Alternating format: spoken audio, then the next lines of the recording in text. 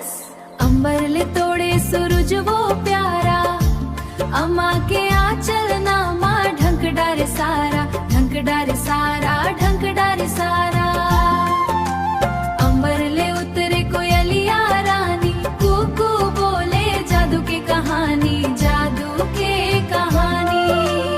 आधा चंदा पूरा तरा मोरे अंगना ले उग ही प्यारा, नूराला शिम अंतरा। भिनसरिया माँ मैना मोला जगाए, जैसे जुगनूला रतिहा बुलाए, रतिहा बुलाए। पीपर के झूला में झूलो हंस हंस के, अम्मा ला जाके बताइए नहीं बताइए। कोरस। अंबर ले तोड़े सूरज वो प्यारा, अम्मा के आंचल नामा ढंक डारे सारा, ढंक डारे सारा, ढंक डारे सारा।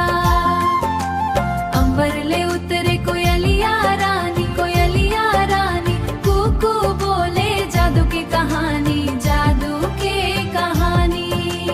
अंतरा। तितली के कान में फूल सजाए, पाना के माथा में मोती लगाए, मोती लगाए। मछरी के उंगली ला थामे थामे, नदिया के गाना संग गुनगुनाए, गुनगुनाए। ब्रिज। मोर माया के गली उजियारा,